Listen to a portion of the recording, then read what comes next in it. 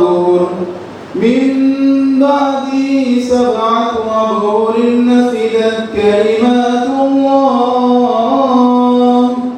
इन्नल्लाह अज़ीज़ुन हकीम।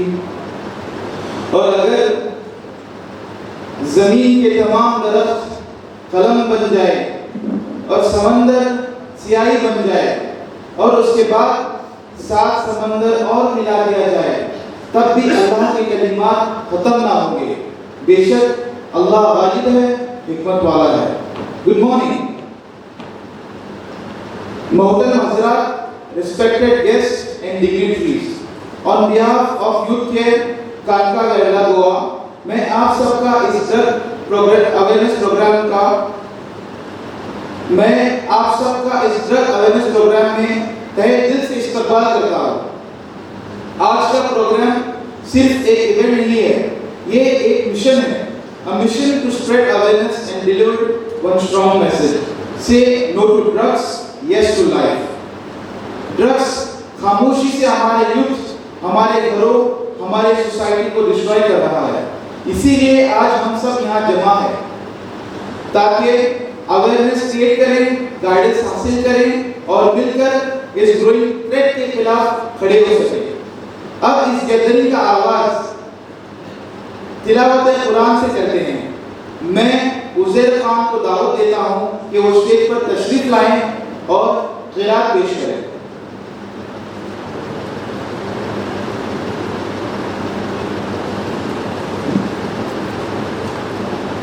अस्सलामु अलैकुम वरहमतुल्लाहि वबरकातुहू। अऊज़ु बिल्लाहि मिनश शैतानिर रजीम। बिस्मिल्लाहिर रहमानिर रहीम। अर्रहमान अल्लमल कुरआन खलक़ल इंसान अल्लमहुल बयान। अश-शम्सु वल क़मरु बिहुस्बान वन-नजमु वश-शजरु यस्जुदान वस-समाअ वضعल मीज़ान अल्ला ततगौ फिल मीज़ान वअक़ीमुल वज़न बिल क़िस्ति वला तुख़्सिरुल मीज़ान वल अर्ज़ वضعहा लिल-अनाम फ़ीहा फ़ाकिहतुन वन-नख़्लु ज़ातुल अकमाम والحب ذو العصف والريحان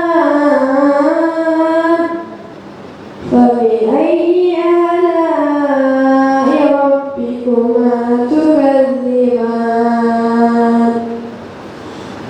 Jazakallah khair for the wonderful, beautiful recitation. Shri Deen Dayal Bedkar, PSI officer of Anti-Narcotics Cell, to kindly come on stage.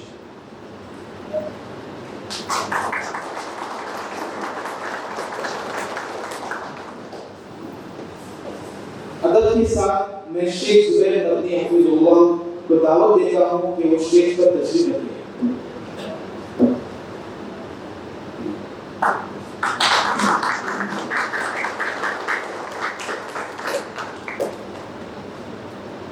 I would like to request Sadr of Osmania Masjid Nizamuddin Aga, please आप stage पर आ जाएं।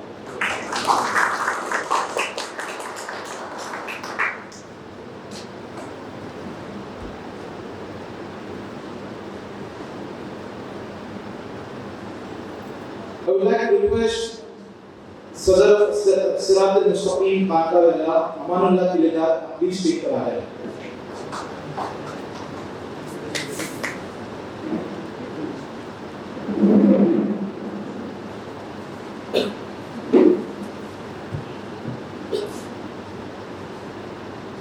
I would like to invite Mafsa Muslim Federation Secretary Mr. Rafiq Khan to kindly come on stage.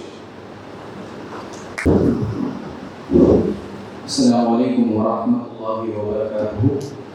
अल्हम्दुलिल्लाहि वहदा वस्सलातु वस्सलामु अला मन ला नबिय्य बअदा। औज़ु बिल्लाहि मिनश शैतानिर रजीम। बिस्मिल्लाहिर रहमानिर रहीम। वज़क्किर फ़इन्न ज़िक्रा तनफ़उल मुमिनीन। मोहतरम साथियों, respected guest and dignitaries, मैं आप सभी का शुक्रगुजार हूँ कि आपने आज आपका कीमती वक्त हमारे ड्रग अवेयरनेस के प्रोग्राम में दिया।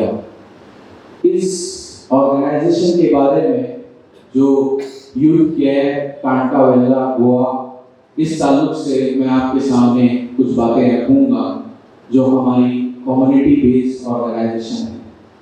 आप you people are aware of issues that our youth are facing, खास करके जो हमारी यंग जनरेशन है, जो यूथ है, वो मुख्तलिफ चैलेंजेस का सामना करती है, चाहे वो इमोशनल हो, एजुकेशनल हो, साइकोलॉजिकल हो, सोशल हो या मोरल हो। दूसरे दीगर तरह के फितने या इश्यूज उनके सामने आ रहे हैं, लेकिन सबसे बड़ा मसला ये है कि हमारी कम्युनिटी या एज ए वुमन कि हमारे सामने जो इश्यूज हमारे यूथ फेस कर रहे हैं उसको टैकल करने के लिए क्या प्रॉपर गाइडेंस या मेंटरशिप उनके सामने नहीं है। इस हालात हाजिरा को नजर रखते हुए, क्योंकि the youth are the backbone of society, हमारी एक बहुत बड़ी बैकबोन होती है यूथ। अगर कल जाकर अगर यही यूथ अगर आज सही रास्ते पर या उनको सही रहनुमाई नहीं मिली तो मुमकिनात है कि हमारी जो डायनामिक है, कम्युनिटी का एक सोशल स्ट्रक्चर है, वो मुकम्मल तौर पर टूट जाएगा।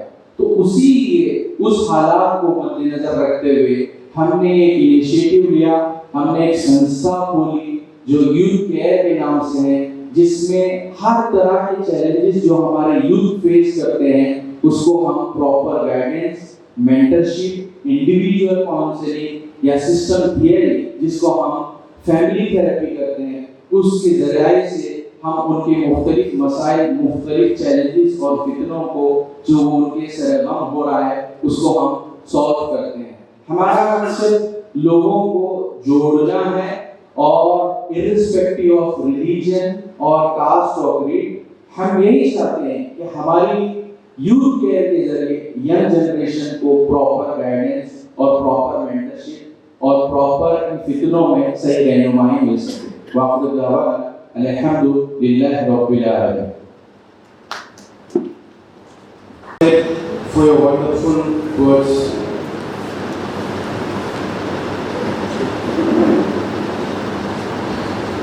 नेक्स्ट मैं अदब के साथ शेख जुबैर मदनी हफ़िज़हुल्लाह को दावत देता हूँ कि वो आज के मौजू पर अपने तासुरात पेश करें।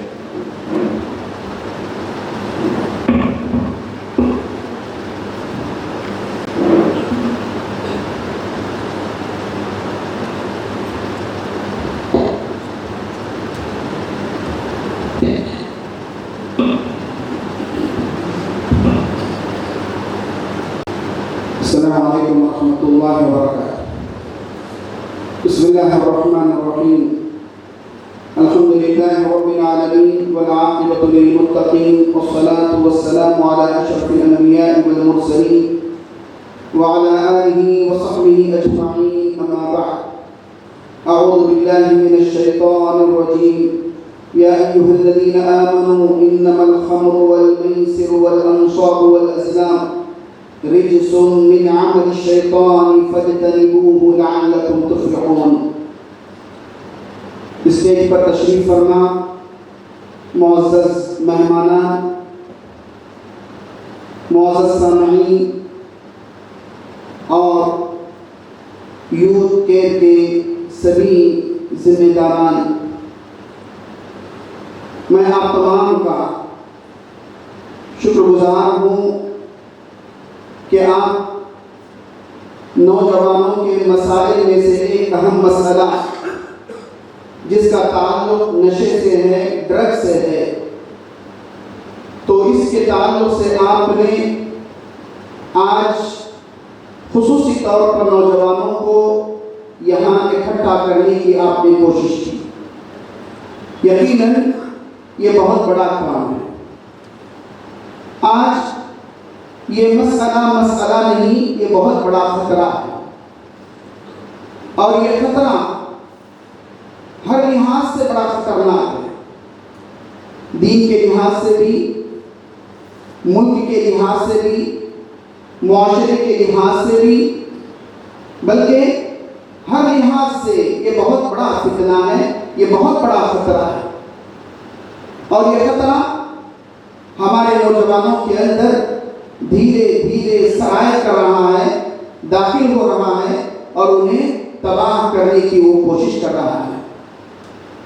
ये नशा जिसके बारे में अहले इल्म ने ये बात कही, हर वो चीज जिसके इस्तेमाल करने से अक्ल ज़ायद हो जाए, अक्ल पर पर्दा पड़ जाए, चाहे वो खाने से हो, चाहे वो पीने से हो, चाहे वो इंजेक्शन के जरिए से हो, चाहे वो सूंघने से हो, ये सारी की सारी चीजें अज़रूए शरीयत हराम और नाजायज हैं। वैसे मुल्क का कानून भी इस बात की इजाजत नहीं देता।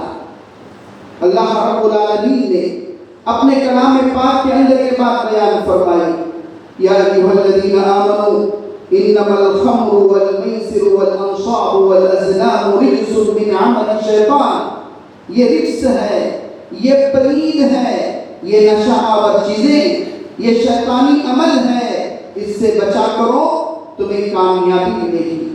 अल्लाह के रसूल सल्लल्लाहु अलैहि वसल्लम ने ये बात बयान फरमाई, कुल्लु खम्रिन कुल्लु मुस्किरिन खम्रुन व कुल्लु मुस्किरिन हराम।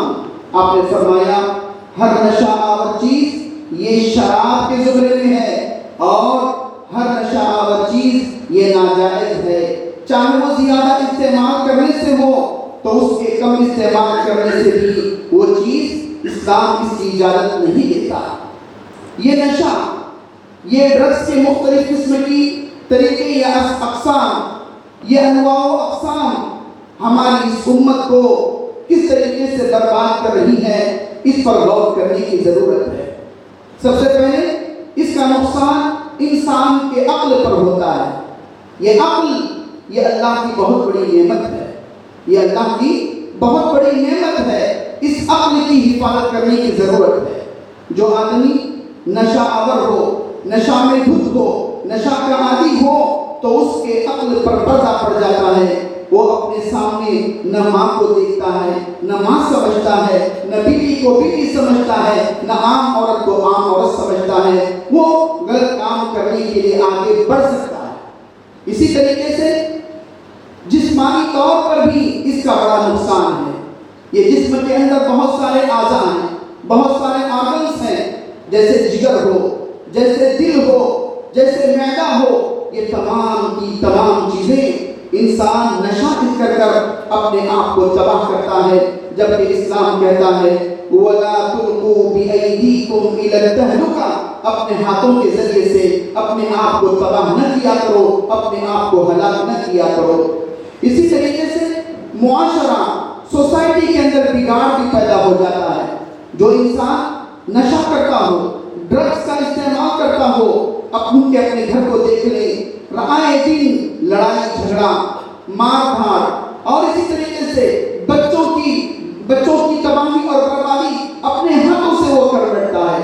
इसी के साथ साथ दीन का भी नुकसान और समाज का भी नुकसान होता है। वो इस तरीके से चोरी करना, डकैती डालना, किसी पर जुल्म ज्यादती करना, किसी को कत्ल कर देना, किसी का माल छीनना, ये सारी की सारी चीजें एक नशा आवर इंसान, ड्रग्स का इस्तेमाल करने वाला इंसान ये सारे काम कर बैठता है।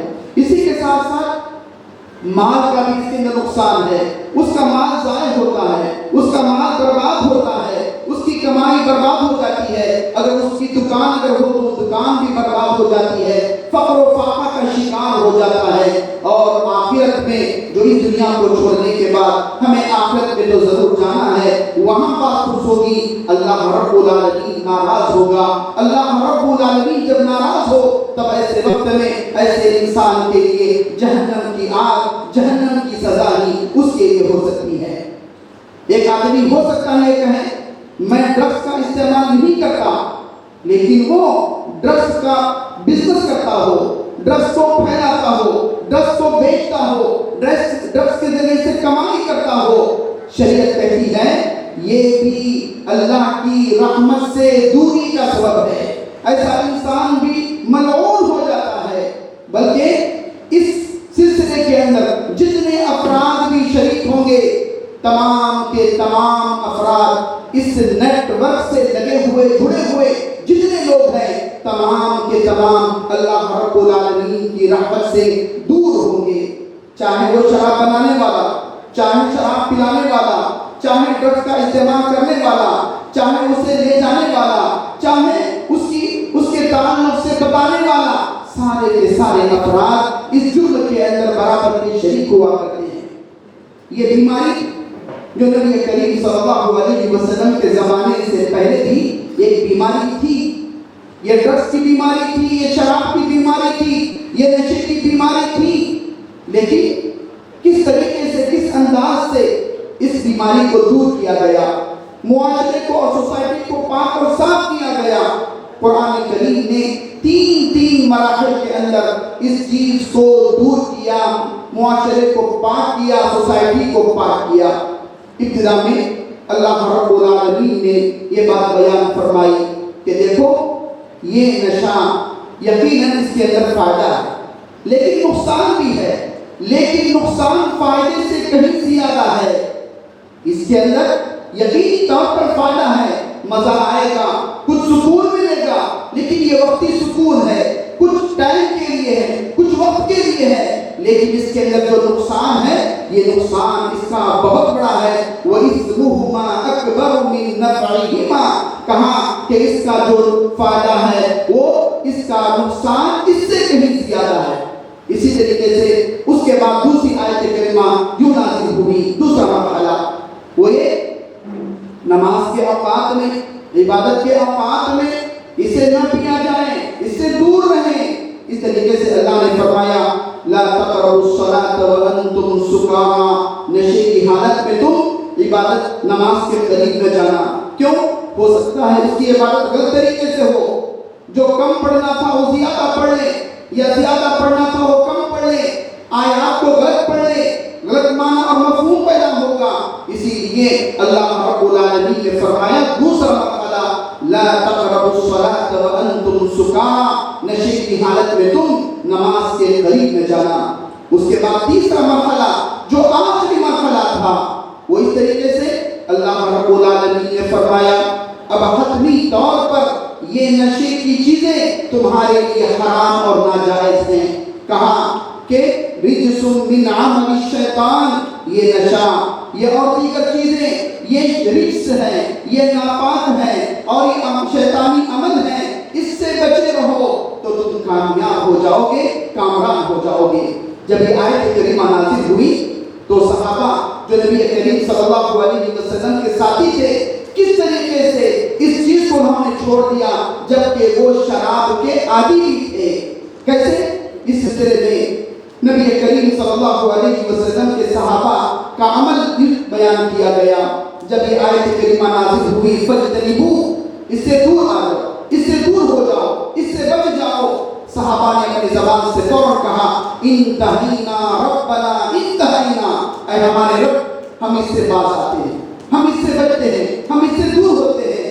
उन्होंने ये नहीं सोचा हम शराब के आदी हैं और कुछ मोहलत मिल जाए हम बाद में हम छोड़ेंगे, नहीं, पूरे इखलास के साथ फौरन उन्होंने इस पर अमल किया और इस पर दूर हुए।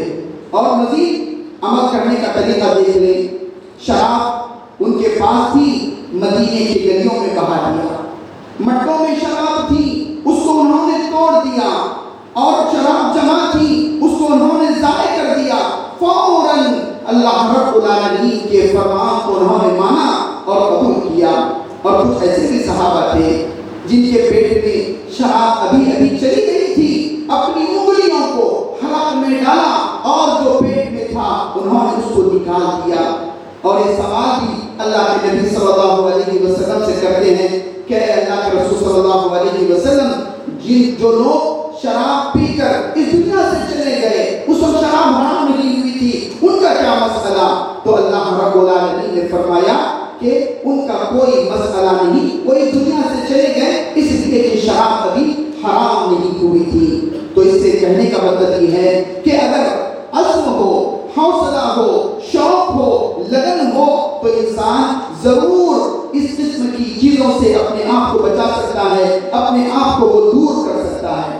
इसीलिए इलाज भी इसका है, इंसान इससे बच सकता है, इससे अपने आप को दूर कर सकता है, क्योंकि अल्लाह रब्बुल आलमीन ने फरमाया इन्नल्लाहा यग़फ़िरुद्दुनूब जमीआ, अल्लाह रब्बुल आलमीन तमाम गुनाहों को मुआफ करता है। सच्चे दिल के साथ अगर तौबा करें, सच्चे दिल के साथ मुआफी मांगे और आइंदा ये गुनाह न करने का अज़्म कर ले, तो यकीन मान लीजिए अल्लाह रब्बुल आलमीन इस गुनाह को भी मुआफ कर देगा। लेकिन इसके लिए दोस्तों का सही इंतखाब हो, गलत दोस्तों के साथ न रहें, गलत दोस्तों के साथ न रहें। आमतौर पर दोस्त कहता है कि थोड़ा है, पी लो, थोड़ा है, इस्तेमाल कर लो, इसमें क्या हर्ज है? अगर वो कहता है कि मैं इस्तेमाल नहीं करता, तो उसको इस तरीके से कहा जा सकता है तू तो मर्द नहीं है, तो तू नामर्द लग रहा है, इसे इस्तेमाल करने में क्या? ये शुरुआत है। इस तरीके से शुरुआत होती है दोस्तों के जरिए से, चाहे वो दोस्त स्कूल का हो, कॉलेज का हो, यूनिवर्सिटी का हो या अपने अलग दोस्त हो। तो दोस्ती जहां तक होनी है वहीं पर दोस्ती रखे, लेकिन दोस्त अगर गलत चीजों की तरफ अगर बुला रहा हो, तब ऐसे वक्त में अपने दोस्त की बात को हरगिज़ न माने, वरना अंजाम बहुत बुरा हो सकता है। इसलिए इस्लाम ये जिंदगी है, इस्लाम की तालीमात के अंदर जिंदगी है, और जो ड्रग्स का इस्तेमाल करेगा इसके अंदर मौत है। इस्लाम अक्ल की हिफाजत की दावत देता है, और नशा करने वाला, ड्रग्स का इस्तेमाल करने वाला, वो अपने अक्ल को अपने काबू में नहीं रख सकता। इस्लाम चाहता है, जबकि नशा आवर इंसान, ड्रग्स का इस्तेमाल करने वाला मुआशरे के अंदर, समाज के अंदर फसाद, बिगाड़, इस तरह की चीजें वो पैदा करना चाहता है। इसी के साथ साथ अगर एक नौजवान अपने आप को इस किस्म के लत से, इस किस्म की आदत से, इस किस्म के नशे से, ड्रग्स से अपने आप को नहीं बचाएगा, तीन में से कोई एक चीज हो सकती है।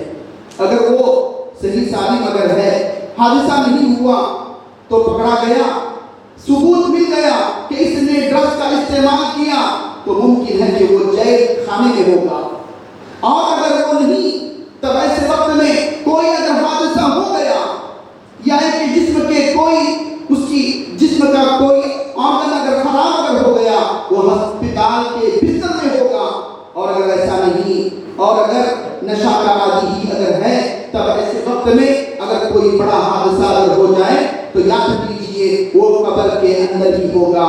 इसलिए आप में से हर एक, हम में से हर एक की ये जिम्मेदारी है कि हम यहाँ बैठकर ये वादा करें कि हम हमेशा ड्रग्स से, नशा और चीजों से अपने आप को, अपने घर वालों को, अपने दोस्तों को, अपने मुआशरे को, अपने समाज को, अपने मुल्क को हम पाक और साफ करने की जितनी हमारे पास कोशिश है, हम ये कोशिश करेंगे। ये वादा कर हम यहाँ से उठे और फिर हम अमली तौर पर ये अमल को करके दिखलाएं, न कि सिर्फ ज़बानी तौर पर कि हम यकीनन अपने इस वतन को इस किस्म के चीज़ों से हम पाक और साफ करेंगे। अगर हम ऐसा करेंगे, मुआशरे के अंदर सुधार होगा, मुआशरा अच्छा होगा, मुआशरे के अंदर खैर होगा, मुआशरे के अंदर अमन होगा, मुआशरे के अंदर भाईचारगी होगी। और अगर ऐसा नहीं होगा, तो ऐसी सूरत में खुद का भी नुकसान होगा, घर का भी नुकसान होगा, मुआशरे का नुकसान होगा, समाज का नुकसान होगा, और मुल्क को, वतन का भी नुकसान होगा। मैं आखिर में दुआ करता हूँ कि रब्बुल आलमीन हम में से हर एक को इस किस्म की बीमारी से, इस किस्म के फितने से, इस किस्म के लत से हम तमाम को, खुसूसी तौर पर नौजवानों को, ऐसी तमाम बीमारियों से और इस किस्म के तमाम फितनों से अल्लाह रब्बुल आलमीन बचाए रखे। और हम में से हर एक को फसाद के जो भी चीज़ें हैं, ऐसी तमाम चीज़ों को दूर करने के रब्बुल आलमीन हम तमाम को तौफीक अता फरमाए। आमीन व आखिरु दावाना अनिल हम्दुलिल्लाहि रब्बिल आलमीन।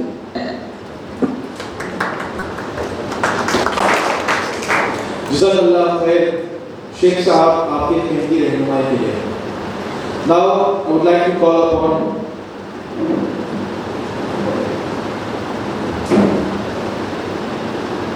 with great respect I invite Mr. Ishaq Wabani, the officer of Anti-Narcotics Cell officer, to kindly come join us on stage.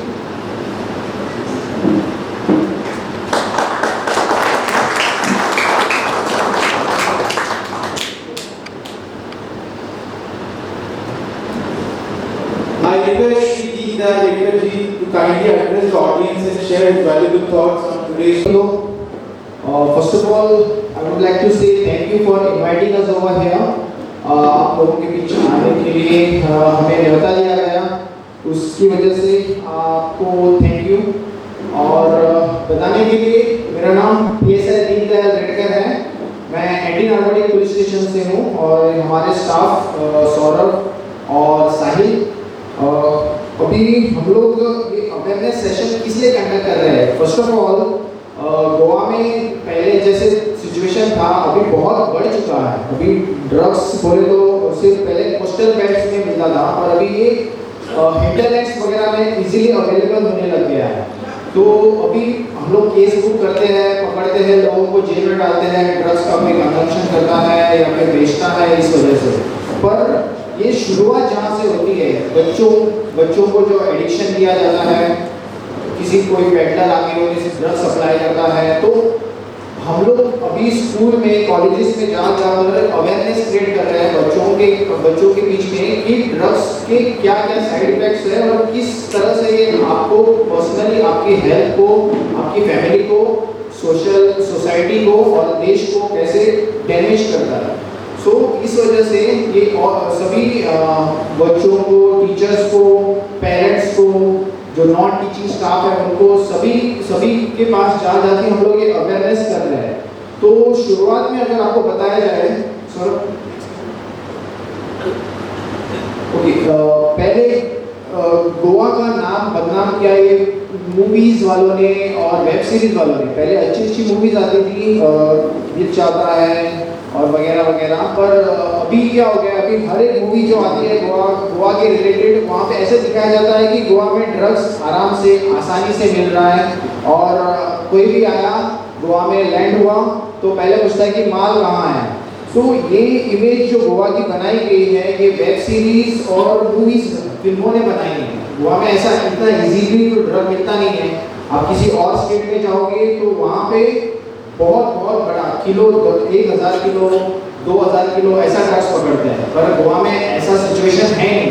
Goa में छोटी क्वांटिटीज में ड्रग्स मिलता है और वो भी लोग टूरिस्ट वगैरह जो ज़्यादातर रहते हैं या फिर फॉरेनर्स रहते हैं उनके पास पाया जाता है। पर अभी ये सिचुएशन धीरे बदल रहा है।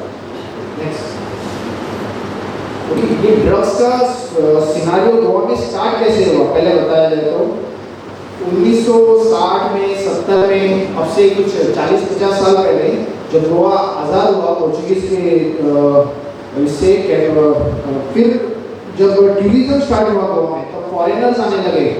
ये जो इजरायली या फिर अमेरिकन, यूरोपियन टूरिस्ट, रशियन जो आते थे, ये बहुत सारे गोवा के कल्चर की वजह से, यहाँ की लाइफस्टाइल की वजह से आते थे। कोस्टल बेल्ट्स जैसे कि आरंबोल, अंजुना, वागातोर, कलंगूट, यहाँ पे रहते थे, कुछ दिनों के लिए छुट्टियों में रहते थे और इस वक्त वो लोग बहुत सारी पार्टियाँ वगैरह करते थे और ये पार्टीज में उन्हें रात भर नाचने के लिए, एंजॉय करने के लिए कुछ चाहिए पड़ता था डोज, वरना एनर्जी कहाँ से आएगी इतना एक्टिव रहने के लिए। तो वो लोग क्या करते थे, वो लोग ये छोटा ड्रग्स का पुड़िया या फिर कुछ स्मोक करना, वैसे कुछ इंजेक्शन वगैरह लेते थे। इससे क्या होता था, इससे उन्हें रात भर नाचने गाने के लिए, एंजॉय करने के लिए, पार्टी करने के लिए पूरी एनर्जी मिलती थी।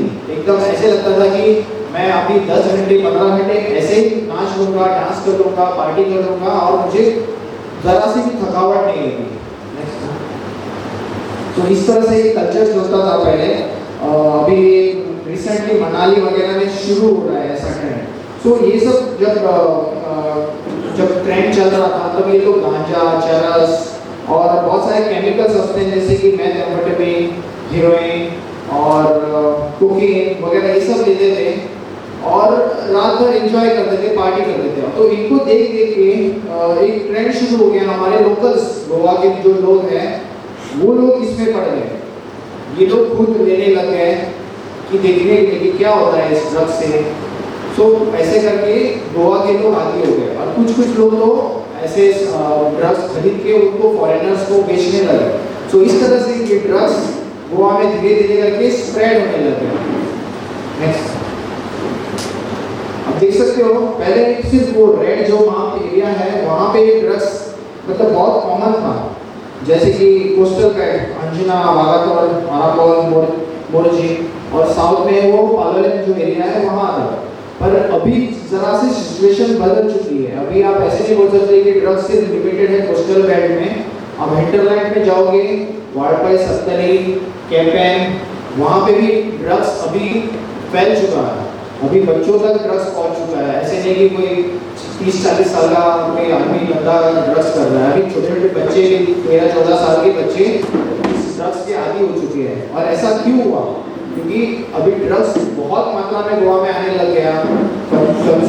कस्टमर कम पड़ रहे थे। अभी क्या करना, बच्चों को मैनिपुलेट करना उनको बहुत आसान होता है। जो कोई ड्रग्स बेचता है उनको, बच्चों को कोई बहला फुसला के अगर बता दिया कि अगर ये ड्रग्स लोगे, अगर ये चॉकलेट लोगे तो तुम्हें एग्जाम में अच्छे मार्क्स आएंगे, या फिर तुम्हें बहुत एक्साइटमेंट होगा, तुम्हें बोरिंग लाइफ से छुटकारा मिल जाएगा, ऐसे कुछ बता दिया बच्चों को, तो वो बच्चे ट्राई करते हैं। और ये ड्रग्स का एक साइड इफेक्ट ये इफेक्ट रहता है कि आप 1-2 बार ट्राई करोगे और तीसरी बार आप उसके आदी हो जाओगे, आप इसके बगैर रह नहीं पाओगे। आपको ऐसा लगेगा कि मैं सांस लिए बगैर रह सकता हूँ कि ड्रग्स के बगैर नहीं रह सकता। तो इस तरह से आप एडिक्शन में फंस गए तो इससे बाहर आना बहुत ही मुश्किल है। तो इस वजह से धीरे धीरे बच्चे इसके चंगुल में फंस रहे हैं। आप देखोगे अगर आपके आजू बाजू में या फिर हमारे न्यूज़पेपर में अगर किसी को पकड़ा है वगैरह, उसकी न्यूज़ वगैरह, तो ये ज़्यादातर 20 से 25 साल के बीच के बच्चे रहते हैं। तो इस तरह से ये ड्रग्स धीरे धीरे फैल चुका है गोवा के हिंटरलैंड्स में भी। Next, so which are the most commonly available drugs here in Goa? गांजा नाम सुना होगा आप लोगों ने, सुना है ना? ये मोस्ट कॉमनली अवेलेबल ड्रग है। फिर उसके बाद आता है चरस, कोकेन, मेथैम्फेटामिन, केमिकल सब्सटेंसेस, एक्सटेसी वगैरह। सो ये आता कहाँ से है? गोवा में इनमें से कुछ नहीं बनता, ना कोई उगता है, पेड़ पौधे गोवा में नहीं उगने वाले। तो आता कहाँ से है?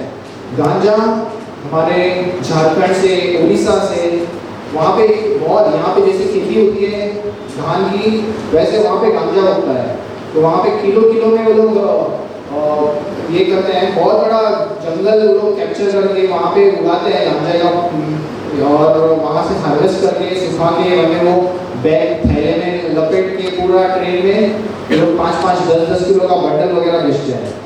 और ये चरस वगैरह ये हिमाचल से आता है, कभी नेपाल से आता है। और ओपियम, मोपिन, हीरोइन, ये सब राजस्थान, पंजाब। उड़ता पंजाब मूवी देखी है आप लोगों ने? उड़ता पंजाब, वहाँ पे दिखाया है कैसे क्या, मतलब वहाँ ड्रग्स ने किस तरह से पंजाब को बर्बाद करके रख दिया है। सो वहाँ से भी ड्रग्स आता है। कुछ ड्रग्स हमारे नेबरिंग कंट्रीज से आते हैं, म्यांमार, पाकिस्तान, श्रीलंका। और जो कोकेन नाम का जो चीज़ है, कोकेन, ये सिर्फ साउथ अमेरिका में एक पौधा बनता है वहाँ पे। उस पौधे के पत्तों को निकाल के प्रोसेस करके उससे बनाता है powder, cocaine, white colour powder. आपने नार्कोस वेब सीरीज वगैरह देखी हुई तो आपको पता चल जाएगा कि कोकेन कैसे बनता है, किस तरह से इलीगली वर्ल्ड वाइड डिस्ट्रीब्यूट होता है। सिमिलरली एलएसडी, एक्सटेसी, केटामिन, ये सब यूरोपियन कंट्रीज, कुछ अफ्रीकन कंट्रीज, यहाँ से लोग अपने साथ लेके आते हैं। नेक्स्ट, तो कौन कौन ड्रग्स सप्लाई करता है? यहाँ के लोकल्स जो इजी पैसे कमाने के चक्कर में ड्रग्स सप्लाई करते हैं। जो फॉरेनर्स इंडिया में आते हैं वो अपने साथ छुपा के अपने बैग्स वगैरह में लेके आते हैं। या फिर टूरिस्ट, जो लोकल टूरिस्ट दूसरे स्टेट से जो आ रहे हैं वो लोग अपने खुद के कंजम्पशन के लिए लेके आते हैं। नेक्स्ट, पहले क्या होता था, 30-25 साल पहले ड्रग्स का इजी ये था ट्रांजैक्शन, आप मेरे को पैसे दो मैं आपको ड्रग्स देता हूँ। पर अभी क्या हो गया, अभी ये लोग चालाक हो गए ड्रग्स बेचने वाले, इनको डर रहता है कि इनको पुलिस पकड़ लेगी, तो ये लोग क्या करते हैं, आपको बोलते हैं कि आप गूगल पे पैसे ट्रांसफ़र करो, फिर वो लोग जाके एक जगह पे कहीं ड्रग्स रखते हैं और आपको जियो लोकेशन भेजते हैं, आप आधे घंटे बाद जाओ वहाँ से पिकअप कर लो।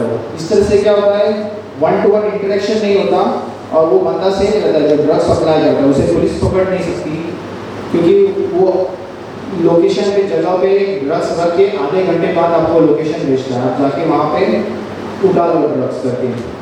इसी तरह से कुरियर सर्विस, पोस्टल सर्विस का इस्तेमाल भी होता है ड्रग्स को डायरेक्ट घर पे डिलीवरी देने के लिए। और अभी अभी जो नई टेक्नोलॉजी क्रिप्टो करेंसी वगैरह आई है, डार्कनेट, इसका इस्तेमाल भी होता है। इसके जरिए आप अगर किसी को ड्रग्स वगैरह बेचोगे या खरीदोगे, आपकी कुछ आइडेंटिटी वहाँ पे डिस्क्लोज नहीं होती है, आप फुल्ली सीक्रेट वगैरह, वैसे आपकी कॉन्फिडेंशियलिटी मेंटेन होती है। नेक्स्ट। तो इस तरह से कुछ ड्रग्स को छुपा के फॉरेनर्स वगैरह लेके आते हैं। ये आपको और मुझे देख के पता नहीं चलेगा क्योंकि मैडम आ गई है।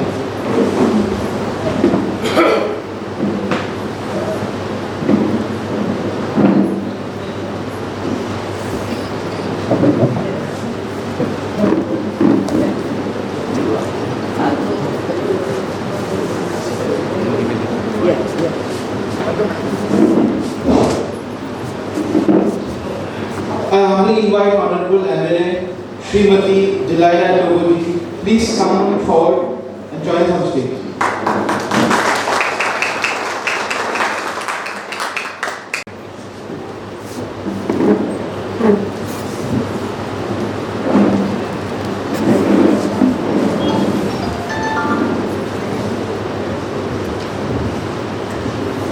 इस तरह से ड्रग्स छुपा के फॉरेनर्स वगैरह बैग्स में, स्लीपर्स, सूटकेस में छुपा के लेके आते हैं और पूरे इंडिया में डिस्ट्रीब्यूट होता है ड्रग्स।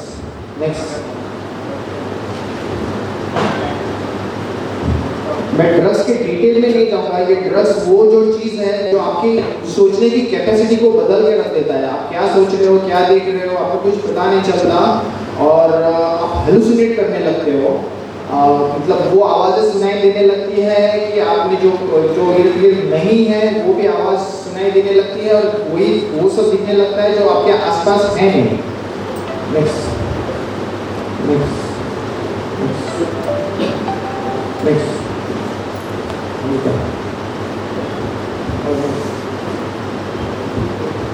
अभी आप बोलोगे कि ये पिक्चर्स हमें क्यों दिखा रहे हो।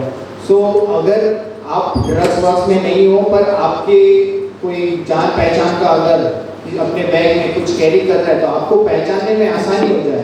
गांजा इस तरह से दिखता है, चरस इस तरह से दिखता है, ये जो पाउडर है अगर किसी आपके स्टूडेंट्स के या बच्चों के या किसी रिलेटिव्स के बैग में ऐसे कुछ अगर दिखाई दिया तो आप अपने पुलिस स्टेशन पे, नज़दीकी पुलिस स्टेशन पे लेके जाके इसकी रिपोर्ट कर सकते हो।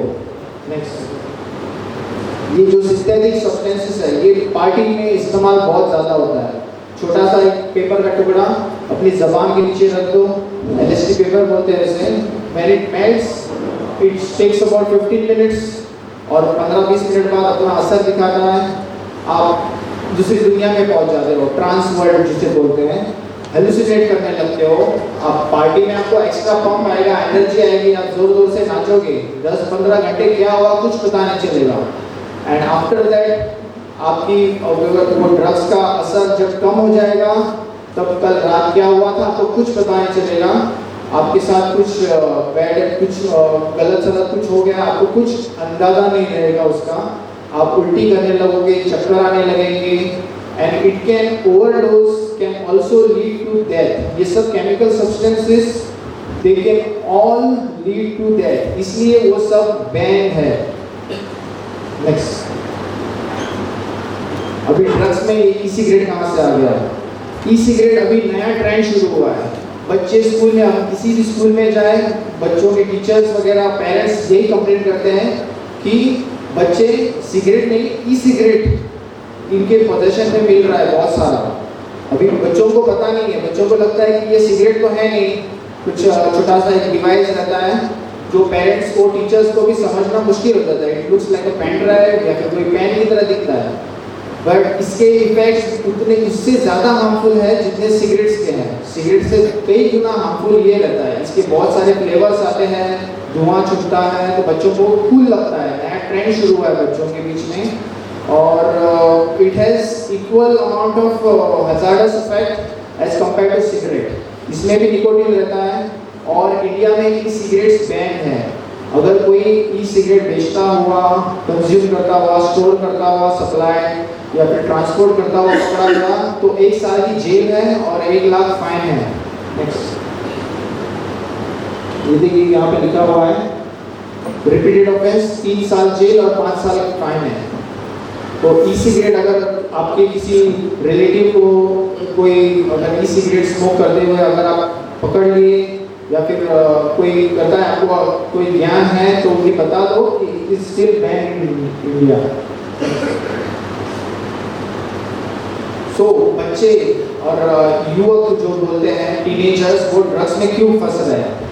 मोस्ट कॉमन रीजन है because they want to copy their friends.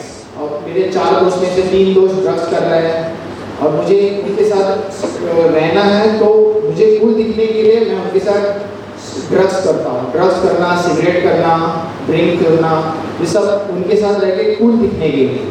या फिर पीयर प्रेशर, आपको कोई बता नहीं रहा कि स्मोक कर लो, ड्रिंक कर लो, पर आपने खुद पे ये प्रेशर बना लिया है कि अगर मैंने सिगरेट नहीं पिया, अगर मैंने इनके साथ ड्रग्स नहीं किया तो ये लोग मुझे अपने ग्रुप से बाहर कर देंगे। तो इस वजह से मैंने मेंटली खुद पे प्रेशर तैयार कर लिया और मैं ड्रग्स एडिक्शन में फंस गया।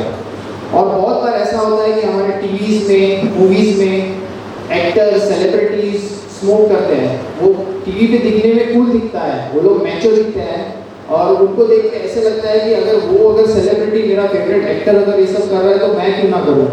तो इस वजह से मैं भी वो ट्राई करता हूँ, एक्सपेरिमेंट करता हूँ। 1-2 बार एक्सपेरिमेंट किया, फिर हो गया उसका एडिक्शन, और एक बार एडिक्शन हो गया ड्रग्स का तो उससे बाहर आना next to impossible. There are only 2 ways it will end up, either in jail या फिर मौत। These are only 2 ways of drug addiction. Next. Drugs, ये जो छोटी छोटी पुड़ियाँ जो ड्रग्स की रहती है, कितना उसका कॉस्ट क्या होगा, आपको क्या लगता है? ये जो 50-100 रुपए का डेयरी मिल्क सिल्क चॉकलेट तो है नहीं, इट कॉस्ट अराउंड 5,000-10,000 रुपीज। सो ये पैसे आएंगे कहाँ से बच्चों के पास? बच्चे अपने घर पे मांगेंगे, पेरेंट्स नहीं देंगे। जो एडिक्शन ड्रग्स का हो जाता है तो वो बच्चा वायलेंट होने लगता है अगर उसे ड्रग्स का सप्लाई नहीं मिला। So he will start fighting at home with his parents. Also husband and wife, husband coming home drunk under the influence of alcohol, शराब पी के घर पे आके बीवी को मारेगा, बच्चों को मारेगा। सो इस सब वजह से घर में ब्रोकन फैमिलीज हो जाएंगी। ऑल्सो अगर पता चले कि मैं ड्रग्स कर रहा हूँ, सिगरेट पी रहा हूँ, तो मेरे आजू बाजू में, इर्द गिर्द में जो जितनी भी फैमिलीज हैं, सोसाइटी, लोकेलिटी, वो लोग अपने बच्चों को बताएंगे कि मेरे साथ ना घूमें, मेरे साथ ना जाए। इस तरह से मैं सोशली बॉयकॉट हो जाऊँगा, कोई मुझे नज़दीक नहीं लेगा और I will be banished from the society. Also any addict, especially a school going student, once he is into addiction, his only focus is on drugs. Okay, drugs लेके उसमें से वो प्लेजर कैसे निकाले ड्रग्स में से, वही उसके दिमाग में रहता है। तो इस तरह से उसका एजुकेशन पे कोई फोकस नहीं रहने वाला, और स्टडीज में कंसंट्रेशन नहीं, फोकस नहीं, तो एग्जाम में फेल होके वो बाहर ड्रॉप आउट हो जाएगा, स्कूल ड्रॉप आउट। अगर आपने ड्रग्स करके, इंजेक्शन लेके ड्रग्स का, या फिर कुछ सूंघ के, केमिकल इंजेक्ट करके अपनी खुद की बॉडी में अल्कोहल पी के अगर आपने गाड़ी चलाई तो 110% आपका एक्सीडेंट होगा, और इस एक्सीडेंट की वजह से या तो आप इंजर्ड हो जाओगे या किसी और को इंजर्ड कर दोगे। सो बाद में लीगल फॉर्मेलिटीज हो गए, पुलिस कंप्लेंट हो गया, आपको जेल जाना पड़ेगा। डोमेस्टिक वायलेंस के बारे में मैं बता चुका हूँ। और ये जो महंगे महंगे ड्रग्स हैं, ये अगर आपको खरीदने हैं, पैसे नहीं हैं, indulge yourself in petty crimes like chain snatching, pickpocketing, चोरी करना, और ये सब करके एक दिन आप पकड़े जाओगे और जेल में भेज दिए जाओगे। अगर जेल में चले गए, अगर आपके खिलाफ केस हो गई, तो फिर आपको पुलिस क्लियरेंस सर्टिफिकेट मिलना very difficult. And why this police clearance certificate is required? अगर आपको विदेश जाना हो या फिर आपको कोई जॉब करना हो, तो ये पुलिस क्लियरेंस सर्टिफिकेट बहुत ज़रूरी है। आपको गवर्नमेंट जॉब चाहिए तो भी आपको पुलिस क्लियरेंस सर्टिफिकेट चाहिए। अगर आपके खिलाफ कोई क्राइम है पुलिस स्टेशन पे रजिस्टर्ड, तो आपको पुलिस क्लियरेंस सर्टिफिकेट नहीं मिलेगा, और इस तरह से आप ना फॉरेन जा सकोगे और ना कोई अच्छी जॉब पा सकोगे। नेक्स्ट, और ये ड्रग्स जो लेने का तरीका रहता है इंजेक्शन से वगैरह, this is a very common reason, और जिस वजह से एड्स फैलता है। अगर मेरे में कुछ डिजीज है और मैं खुद को इंजेक्ट करूँ इस सिरिंज से, और वही सिरिंज मैं किसी और को पास कर लूँ, और उसी ने भी वही सिरिंज से अपने आप को ड्रग्स का डोज ले लिया, तो मेरी डिजीज उस बंदे को ट्रांसफर हो जाएगी। इसी तरह से हेपेटाइटिस बी, साइकोसोमैटिक डिसऑर्डर्स और प्रीमेच्योर डेथ, मिसकैरेज, एसटीडी, ये सब डिजीजेस ड्रग्स की वजह से आपको फ्री में मिलेंगे। नेक्स्ट, अच्छा ओके, आप अगर किसी को एडिक्शन से बाहर आना है तो डी एडिक्शन सेंटर में ज्वाइन होना पड़ेगा। और ये डी एडिक्शन सेंटर गोवा में गवर्नमेंट के दो ही है। अगर आपको प्राइवेट में ज्वाइन होना है तो it will cost around 5 lakh 10 lakh rupees आपको ड्रग एडिक्शन से बाहर आने के लिए। तो आपने जो 5,000 की 6,000 की जो छोटी छोटी पुड़ियाँ ली थी अपने प्लेजर के लिए, वो बातें आपको ऐसे बूमरैंग करके आ जाएंगी आपके पास 10 लाख और 20 लाख का बिल लेके। नेक्स्ट, कोई भी ड्रग एडिक्ट जो रहता है वो वायलेंट रहता है मोस्ट ऑफ द टाइम। अगर उसे ड्रग ना मिले तो वायलेंट, एंजाइटी उसकी बड़ी रहती है, डिप्रेशन भी चल रहा रहता है। तो इस दौरान अगर उससे बात करने वाला, उसके फ्रेंड्स, फैमिली, रिलेटिव्स अगर कोई नहीं है, then this suicidal thoughts kicks in. अगर ये सुसाइडल थॉट्स आ गए और उसे काउंसलिंग करने वाला, ट्रीट करने वाला अगर कोई नहीं है, then they finally end up their life by suicide. This is the very common thing which we have seen. हमारे प्रोफेशन में हम लोग ऐसा बहुत बार देखते हैं। कोई अगर बोलता है कि मैं चलो 1-2 बार एक्सपेरिमेंट के लिए ट्राई करूंगा, मैं इसका आदी नहीं होने वाला, नहीं, ऐसा नहीं हो सकता। अगर आप उस लाइन में चले गए एडिक्शन के, तो पीछे आना very difficult. You will end up in jail या फिर you will end your life. कुछ इस तरह से शक्ल बन जाती है रेगुलर ड्रग एडिक्शन करने वाले लोगों की। Okay, so one more harmful effect of drugs. Next, इतने सारे डिसएडवांटेजेस ड्रग के, फायदे किसको है? फायदे हैं ड्रग्स के, पर आप लोगों को नहीं, जो कोई बेचता है उनको। The one who is selling this drug, कोण विकता तो ड्रग तो जोडटा भरपूर तुमच्या पैशांचे।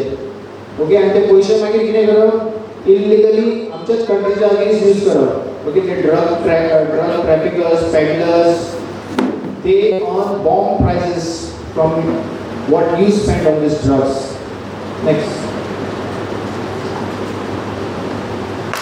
so आम्ही किती करतात as anti-narcotic police stations? Okay, we keep a watch on all these suspected places where drugs supposed to come. Okay, the parties, clubs, restaurants, and whoever we have arrested previously, जो अभी bell पे बाहर है, उन पे भी नजर रखते हैं। अगर कोई वापस जेल से छूट के वापस वही बिजनेस कर रहा है, तो उसे अगर उस पे वॉच रख के, उसके इंटेलिजेंस कलेक्ट करके, उस पे रेड करके उसे वापस दोबारा जेल में डालते हैं। ऑल्सो जो टूरिस्ट प्लेसेस है वगैरह, रेलवे स्टेशन है, जो सस्पेक्टेड प्लेसेस है जहाँ पे ये लोग ड्रग पेडलर्स वगैरह घूमते हैं ड्रग्स बेचने के लिए वगैरह, we also keep a watch on them. अगर कोई पकड़ा गया तो डायरेक्ट उसकी फील्डिंग सेट है, उसे डायरेक्ट जेल में डाल देता है। Next,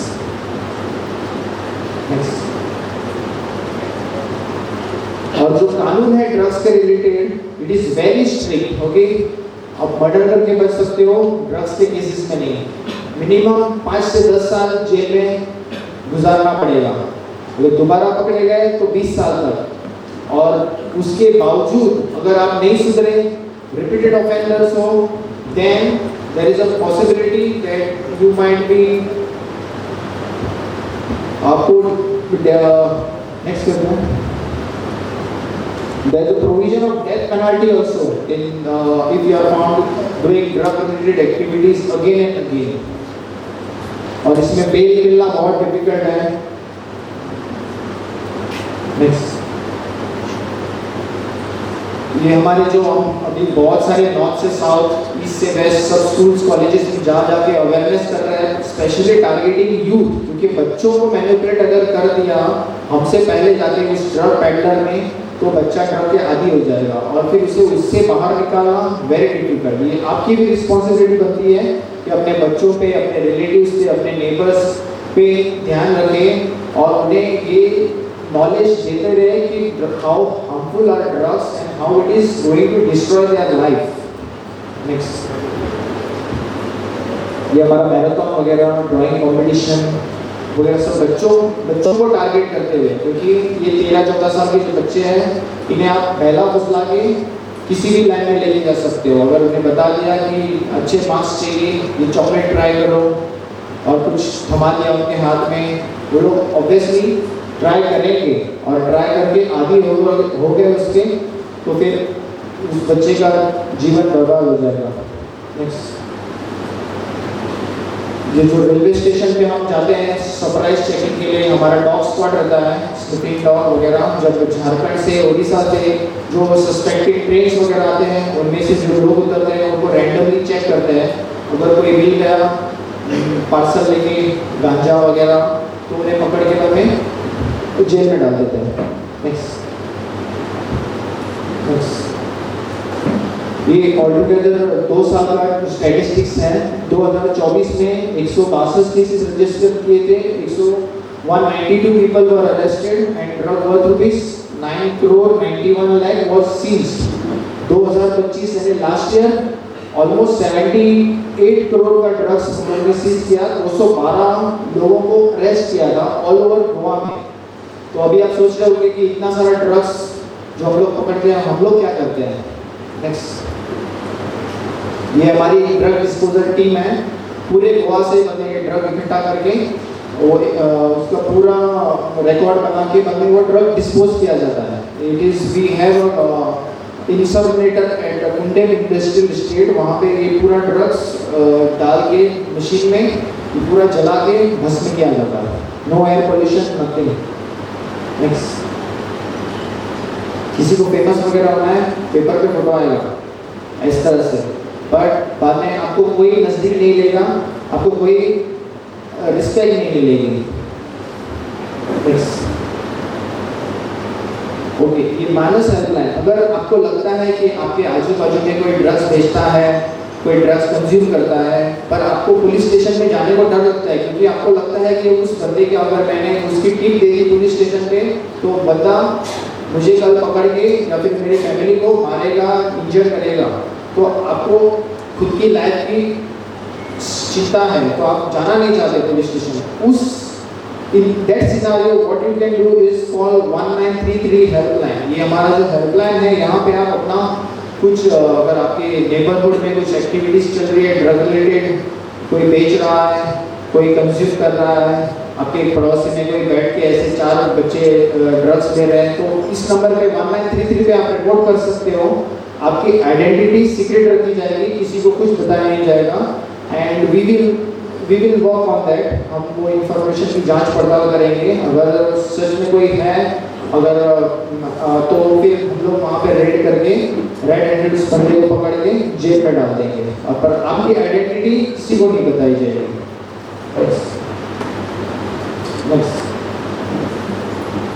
okay, before I and up, आप लोगों से यही रिक्वेस्ट है कि आप अपने बच्चों से खुल के बातें करें. ओके, आप अपने बच्चों के लिए अच्छा रोल मॉडल बने.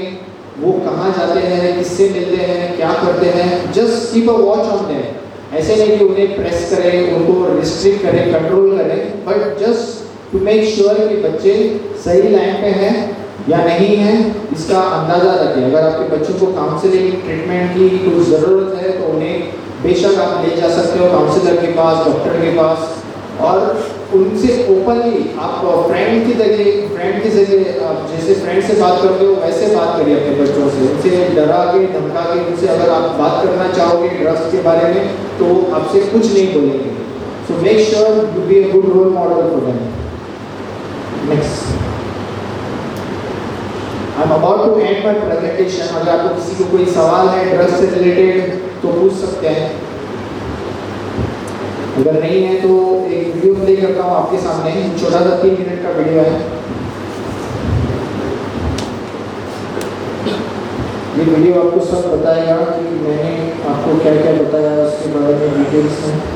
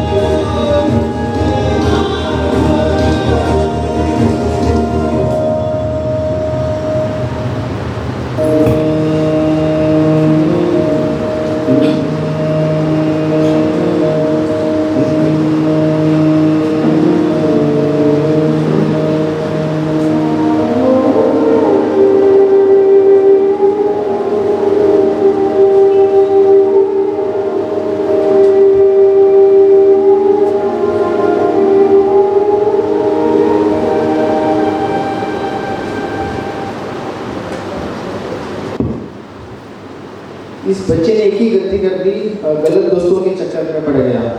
तो अगर आपको अपने बच्चों का फ्यूचर सिक्योर चाहिए, सेफ चाहिए, तो मेक श्योर कि आपके बच्चे फ्रेंड सर्कल अच्छे से चूज करें। ओके। क्योंकि एक बार अगर ज़िंदगी बर्बाद हो गई तो उसे कनेक्ट करना वेरी डिफिकल्ट है। So this is all about drug awareness. अगर आपको अगर कुछ सवाल हो तो आप पूछ सकते हो, वरना that's all on my side. Thank you very much. इस इंफॉर्मेटिव सेशन के लिए हम आपका दिल से शुक्र अदा करते हैं। आपने ड्रग्स के खतरनाक असरात को इतनी क्लैरिटी और पावरफुल प्रेजेंटेशन के जरिए पेश किया। आपने सिर्फ इंफॉर्मेशन नहीं बल्कि हमें अवेयरनेस, रिस्पॉन्सिबिलिटी का एहसास भी दिलाया। स्पेशली जो रियल लाइफ एग्जाम्पल और लीगल कॉन्सिक्वेंसेस आपने एक्सप्लेन किए वो हम सबके लिए आई ओपनिंग था। आज एज अ पुलिस ऑफिसर आप सिर्फ लॉ इन्फोर्समेंट नहीं देखते बल्कि सोसाइटी को गाइड भी करते हैं। आज का आपका प्रेजेंटेशन यूथ के लिए बहुत बेनिफिशियल रहा और हमें समझ में आया कि ड्रग्स सिर्फ एक पर्सनल प्रॉब्लम नहीं बल्कि एक सोशल क्राइम भी है। हम उम्मीद करते हैं कि आप फ्यूचर में भी हमें ऐसे ही गाइडेंस से नवाजते रहेंगे। Once again, thank you so much, sir, for giving your valuable time and sharing such important knowledge with us. Now, I would like to call upon Delegation Youth Care President, Mr. Amanullah Khaleda, to join us on stage.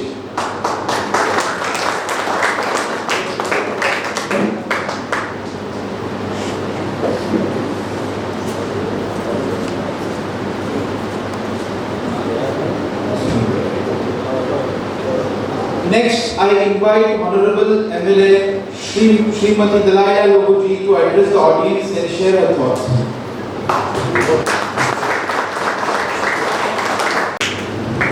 Yeah, good afternoon everyone. Sokulam Dugadev Gorodi Savedam.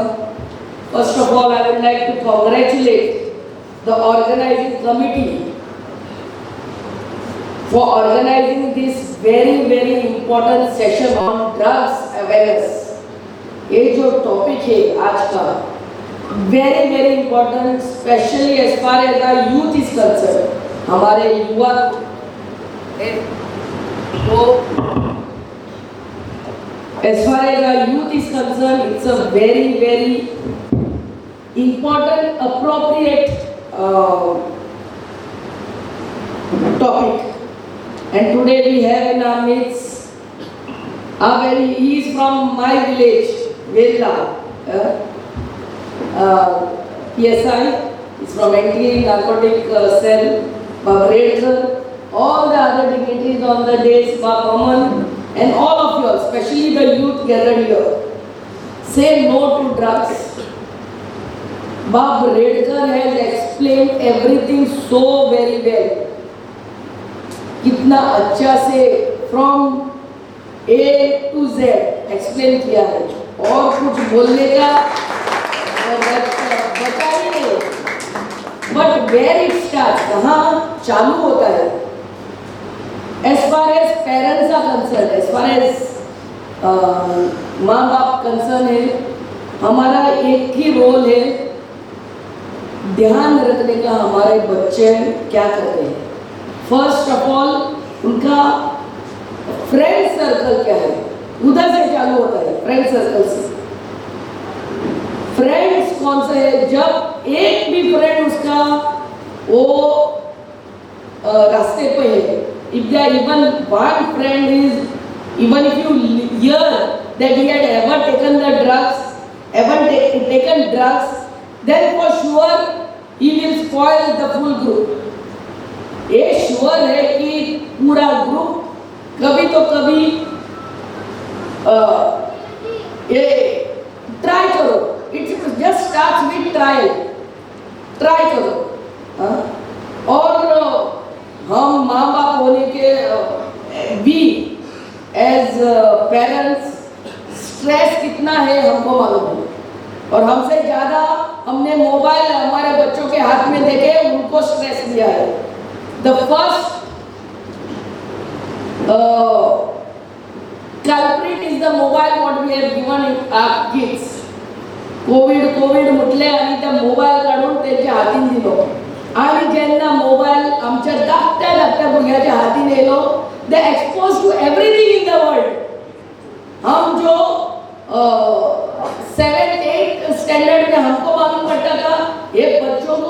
3-4 साल ही पे when they are little children, small primary children, they have known everything, they know everything. You cannot say मेरा बच्चा कुछ नहीं जानता है. वो जो 5 साल का है, 6 साल का बच्चा है, हमने जिस टाइम उसको मोबाइल दिया है उसको सब कुछ मालूम है. So don't be under wrong impression कि मेरा बच्चा है. बच्चा जब मोबाइल मिलता है, क्योंकि हम छोटे ही है तभी माँ बोलती है हमको कुछ खाना पकाने का है कि मोबाइल उसके हाथ में दूंगी वो कहीं तो बैठेगा, हमको तो थोड़ा टाइम मिलेगा खाना पकाने को, कुछ घर का कुछ करने को. बाप भी ऐसा ही बोलता है. हम जब छोटे थे हमारे माँ बाप हमारे हाथों में खिलौने देते थे और वो खिलौना पूरा वर्ल्ड को एक्सपोज नहीं करता था. वो खिलौना बच्चे का हाथ में मिलता है. Those toys were keeping us engrossed in childhood.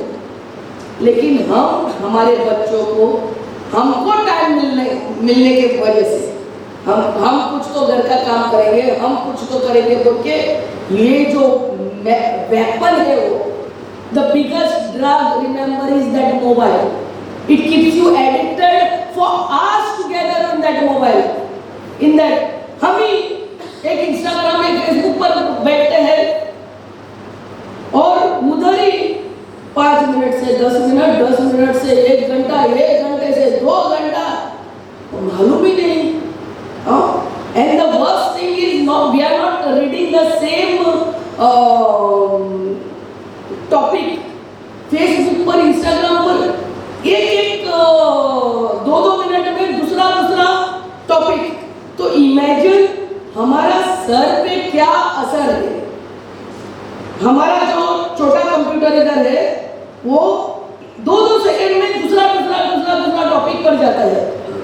So much of stress we cannot handle as an adult, but we are putting that child, that small baby of us, that small बच्चा हमारे उस पर वो stress डालते हैं. पहला उसका आंख गया, take it for granted, take it for sure. उसका आंख जो हमको जो 20-30 साल पर चश्मा पड़ता था उसको प्राइमरी पर भी पड़ेगा.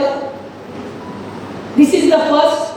Second is the thought process. He can't, that small child can't even hear you calling, पापा खाना खाने को आओ, उसको कुछ वो engrossed है. Remember that mobile is the first drug you are putting that child into. आपके बच्चों के हाथ में जब तुमने मोबाइल दिया वो पहला ड्रग है. You are keeping that child engrossed in whatever games. आणि न्यूजपेपर पहिला कोण चाले पहिला 30 जणांनी चोरवा सुसाइड केली. Suicide because of some stupid game they were playing.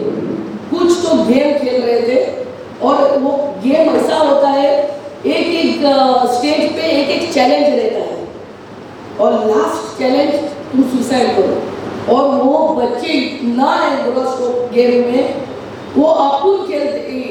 It looks like they are only the characters there और लास्ट को सुसाइड करने को मजबूर करते हैं हमारे बच्चों को. ये मोबाइल देने का बच्चों को वो छोटे हमारे बच्चों को वो पहला अवॉइड करो. That is the first step you are putting your child towards exposing your child to the whole world. हाँ, माँ बाप आज तक we are what we are because our parents had not exposed us so much to this world. Our parents had taught us, Baba, this is this.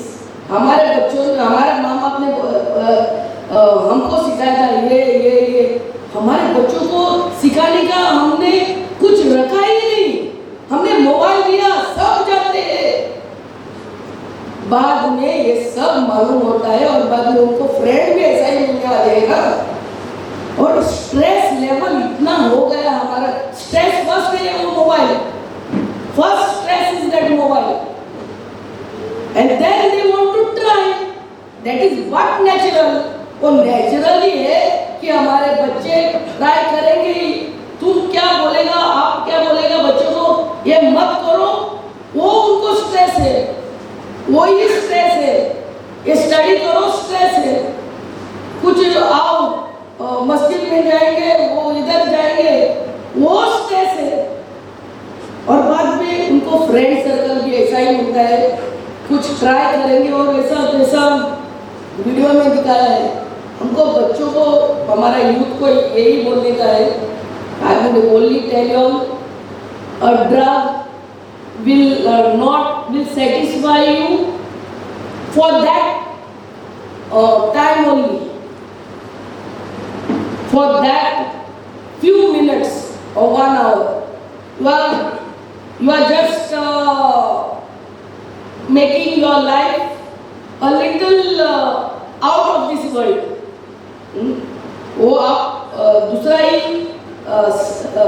Ecstasy में जाता है, but once you are back after coming out of that drug, what do you call it, that time, after that period is over, you are back to facing this world. वो जे आमच्या life ना ते तू hard work करूनच तुका satisfaction मेळता, तुका success मेळता. Drugs is shortcut to your what? It is shortcut, fast track to your death. There's nothing else. Drugs is fast. The formula 4 है, formula 1 है. Fast track to your death. There is nothing drugs can give you better. It is only a few moments of ecstasy, few moments, थोड़ा ही time, वो थोड़ा ही stress है। Life में किसको stress नहीं है? एमएलए बोल के हमको भी स्ट्रेस है, एक किंग या बादशाह बोल के उसको भी स्ट्रेस है, और वो छोटा बच्चा है उसको भी स्ट्रेस है। Life is about facing challenges, working hard and facing the challenges and becoming better. Only this. Everybody is stressed in this life. Everybody faces challenges in whatever form you are. Businessman रहने दो, housewife रहने दो, कोई भी रहने दो, politician रहने दो, पुलिस रहने दो, कोई भी रहने दो, बादशाह रहने दो, क्वीन रहने दो, सबको अपना अपना चैलेंजेस, अपना अपना स्ट्रेस है। जितना बड़ा पोजीशन उतना स्ट्रेस ज़्यादा। और हमारे बच्चों को at last you are losing your life and God has given this beautiful, we are all created in this world. हमको भगवान ने एक एक को चुन चुन के इधर संसार में भेजा है, कुछ तो अच्छा अपने के लिए, अपनों के लिए करने को और दूसरों को करने के लिए। This is what is life all about, doing something good for us, doing good something for others. एक ड्रग्स हमको भी खत्म करते हैं और हमारे माँ बाप ने जो हमको ये लाइफ दिया है उनका भी नाम बदनाम करते हैं। It drugs takes you nowhere and my dear parents, the biggest drug in nowadays is that mobile. Remember that. It is not, it is, this is there only. एक कोकेन और क्या क्या बताया है वो बोर्ड पर, वो है ही है, लेकिन सबसे बड़ा ड्रग अब का जमाने में है वो है मोबाइल। वो अपने बच्चों को दूर दूर करते जाते हैं और हम इतना स्ट्रेस देते हैं बच्चों को। ये छोटा उनका दिमाग है, छोटे आगे छोटा बच्चा है, वो ये कर करके वो पागल जैसा बनता है। हम ही पागल बनते हैं, तो 2-2 घंटे 3-3 घंटे ऐसा ही खाना बिना खाना कहीं तो कोने में बैठे रहते हैं। हम इतने बड़े होके हमको कितना हम उसमें ध्यान टाइम निकालते हैं और बच्चों पर क्या असर रहेगा। और हमको टाइम थोड़ा मिलना चाहिए, इसीलिए उनको शार्प करने के लिए वो ड्रग और बिगेस्ट AK-47 उसके हाथ में ये बच्चों को देते हैं मोबाइल, वो मत दे। The biggest drug today's world is this mobile, and this mobile will lead them to all the other bad vices in life. I once again thank the organizers and our PSI for explaining this so well. ये इधर किया है, इधर से शुरुआत हो जाने दो और ये टॉपिक हमारे गोवा के हर एक स्कूल में जाना चाहिए, हर एक स्कूल में 5th स्टैंडर्ड ऑनवर्ड्स एक हॉल में बैठ के बच्चों ने सुनना चाहिए, तभी इसका ट्रू इफेक्ट पड़ेगा। हर एक स्कूल में इधर से शुरुआत हो गई है। I really thank the organisers, the best topic for the day for this. ये जो नया साल चालू हुआ है, इससे अच्छा टॉपिक हमारे युवा के लिए हो ही नहीं सकता। I really congratulate or I request the PSI to have this awareness program in each and every secondary school in Goa. And I thank you for having me. God bless you all. Have a wonderful, wonderful year ahead. Thank you. Thank you, madam. Thanks for being very, very nice.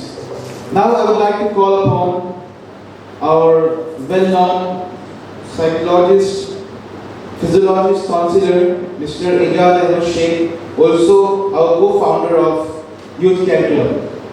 Please join us on stage.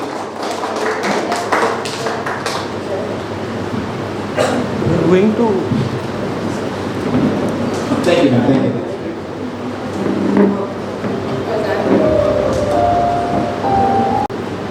Assalamu alaikum. I would like to invite Amanullah Gille, the President of As-Siraj Al-Mustaqim, to give a present of appreciation to our local MLA, Shrimati Hidayah Lobo, MLA, Shiolin Constituency.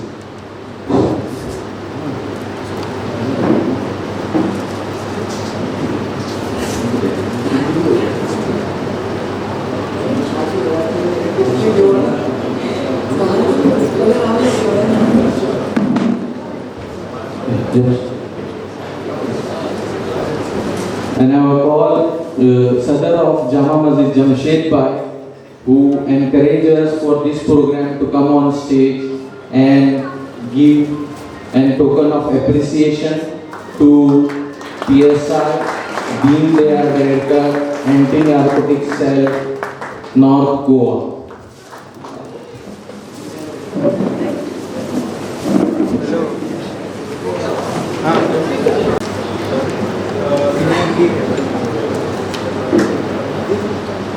Premium नाम आहाते धीरे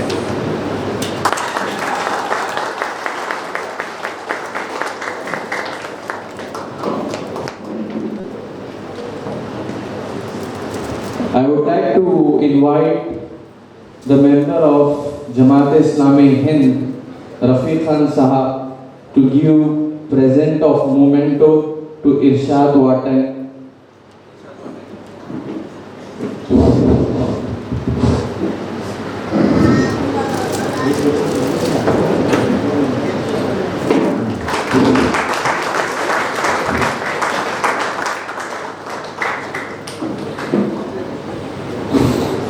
Now I would like to invite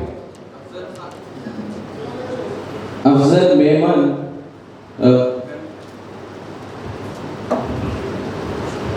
Now I would like to invite Afzal Mehman, member of Osmania Masjid, to come on stage and give a token of appreciation on behalf of our SP North Goa, Shrimati Sunita Sawan, who is absent due to some busy schedules. So you can give a present of appreciation to the ANC North Goa. Sir, to you here.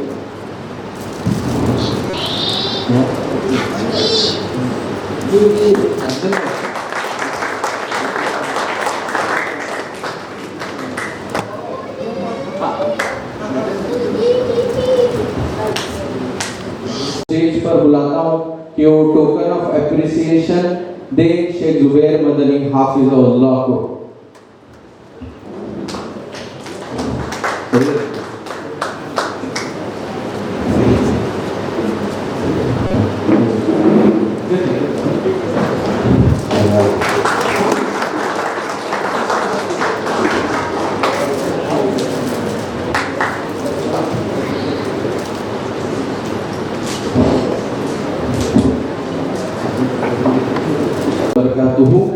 अल्हम्दुलिल्लाहि वहदा वस्सलातु वस्सलामु अला मन ला नबिय्य बअदा। क़ाला नबी सल्लल्लाहु अलैहि वसल्लम इन्ना लिवलिदिका अलैका हक़्क़न।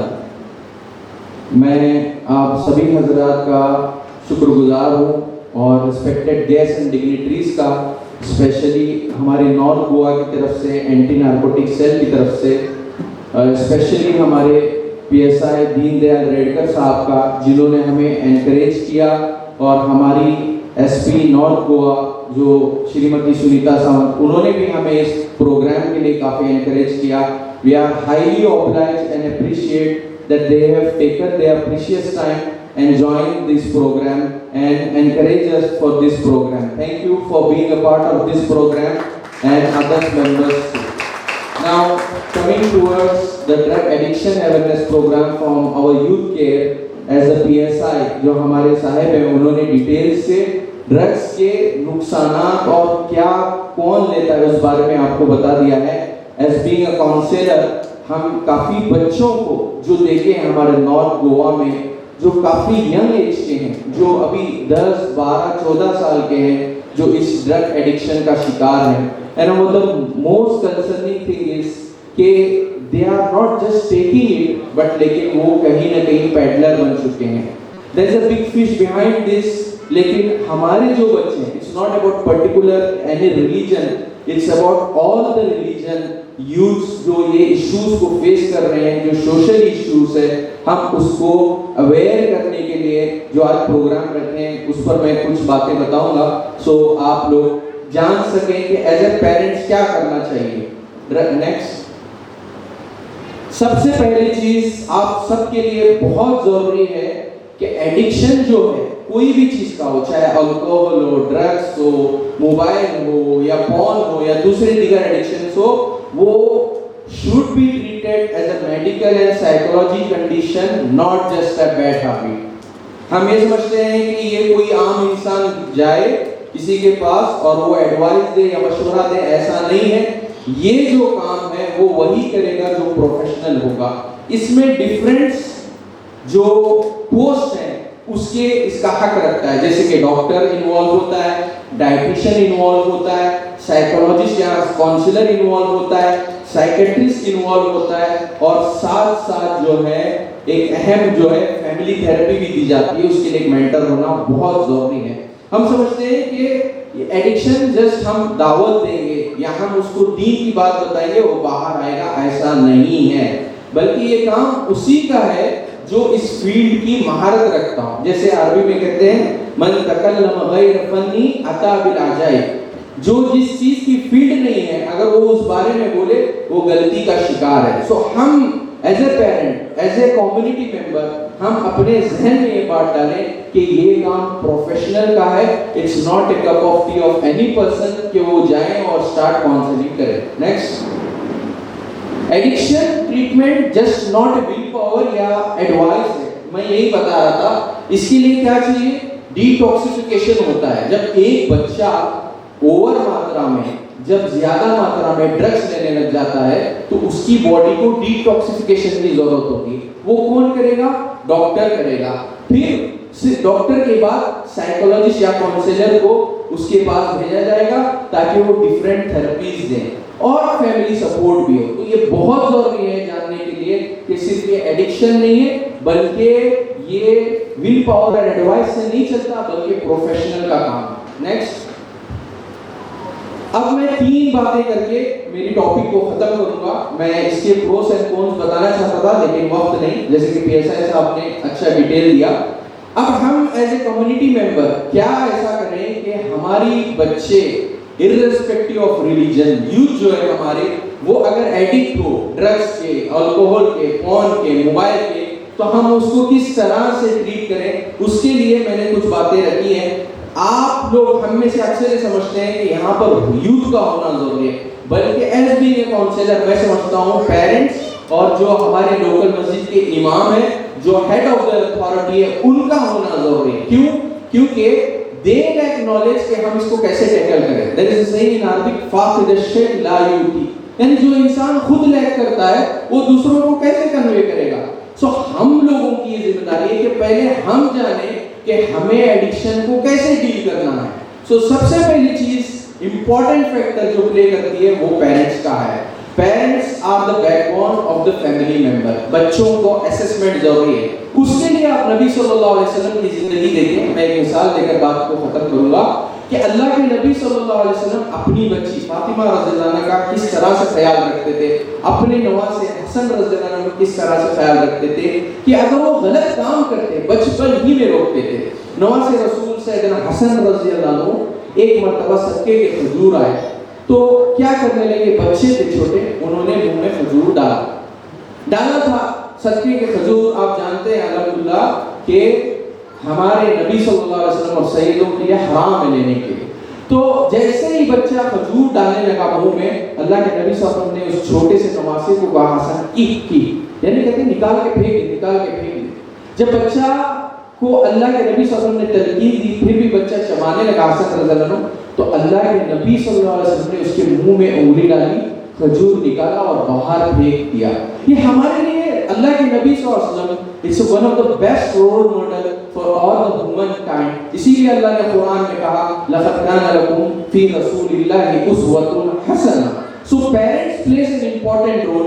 उसके लिए आप अल्लाह के नबी सल्लल्लाहु अलैहि वसल्लम की जिंदगी को देखें। अगर वो जिम्मेदारी से भाग रहा है, जैसे कि मैंने हदीस के अल्फाज पढ़े, इन्ना लिवलदीका अलैका हक़्क़न, कि बाप का, पेरेंट्स का बच्चों पर हक है। सो पेरेंट्स असेसमेंट करें कि बच्चा कहाँ जाता है, किसके साथ घूम रहा है। जैसे कि पीएसआई साहब ने बताया बहुत इंपॉर्टेंट पॉइंट कि सोशल और पीर प्रेशर की वजह से वो ड्रग्स ले रहा है। So we have to take this issue seriously.